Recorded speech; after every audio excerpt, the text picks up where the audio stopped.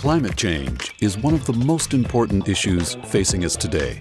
Scientists have shown that, starting with the Industrial Revolution, our increasing use of fossil fuels is increasing the warmth of planet Earth. We are in fact pushing Mother Nature into new territory at a rate that she has likely never seen before. We need to change, and we means everybody.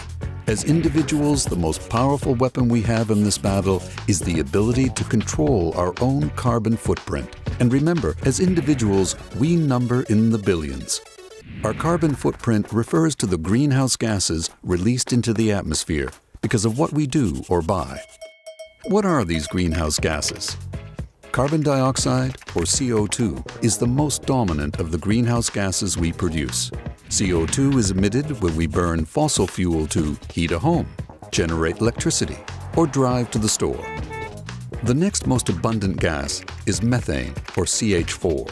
It's the main component of natural gas, but it's also produced when organic matter decomposes in an absence of oxygen, which happens in flooded rice paddies or in landfill. And animals like cows and sheep produce methane as a major product in their digestive tracts. It makes its way into the atmosphere via what you might call the usual channels. Then there's nitrous oxide, N2O, also known as laughing gas. Nitrous oxide is produced when bacteria break down the nitrogen compounds in soils in the oceans. The use of nitrogen fertilizers in farming is increasing the rate at which nitrous oxide is being added to the atmosphere.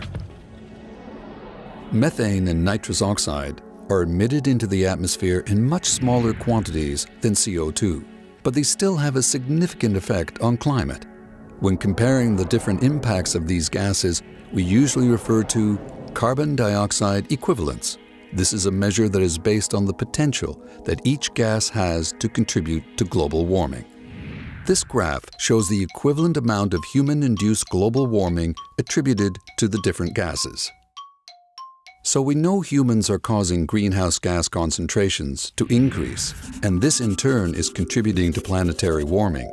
But what can you and I do as individuals?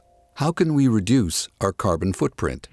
First off, we need to understand how a carbon footprint is calculated. Let's look at sending a text message. Direct climate change impacts occur when we use a product, in this case my cell phone, to write a text message, and the recipient's phone to read it. This requires the use of electricity. If that electricity was generated by burning coal or natural gas, the text message has a carbon footprint. Indirect impacts occur during the production and distribution of the cell phones. For example, fossil fuels may have been used to supply power to the phone factory and then to transport the phone to the retailer. And then if I drove out to the mall to buy it, well, as you can imagine, calculating the carbon footprint of an action can be challenging. But just being able to make informed decisions when choosing one activity over another is what's really important. For example, I knew that sending a text message was greener than driving across town to share my news. In British Columbia, our households account for 1/3 of greenhouse gas emissions. Let's look at some of the choices we can make to reduce that carbon footprint. Food production and consumption are large contributors to greenhouse gas emissions. When shopping, consider these 3 factors. How was it produced? From where did it come? And how did it get here? The term food miles is often used to describe the potential greenhouse gas impact of agricultural products. Generally speaking, locally produced foods are associated with fewer food miles. Foods that arrive by air have a much higher carbon footprint than those that arrive by ship. Likewise, produce that has been grown in heated greenhouses also has a high carbon footprint. Meat and dairy products have high carbon footprints because of the methane produced by cattle, and if there's deforestation to provide grazing land. But surprisingly, the easiest way to reduce greenhouse gas emissions associated with our food supply isn't watching what we consume. Instead, it's reducing what we don't consume. According to the Food Waste in Canada study, an estimated 40% of food is wasted after leaving the farm. Methane may be emitted when waste food decays in the landfills, so discarding food makes total emissions in the production and consumption cycle even worse. So, plant a garden, buy local, and eat your leftovers. Okay, so we know about the impact when food is flown to its destination. Well, we can be part of that same problem.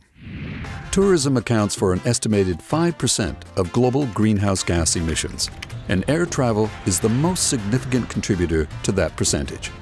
Taking off and landing uses the most fuel, so booking multiple hops will emit more greenhouse gases. Based on average ridership, a train is usually the greenest mode of transportation, followed by an automobile carrying multiple passengers. However, if we include emissions associated with building infrastructure like rail lines and roads, the actual carbon footprint of a vacation can increase significantly. Transporting a family across the country or across the world burns a lot of fossil fuel and is expensive. Luckily for British Columbians, we live in one of the world's top tourist destinations.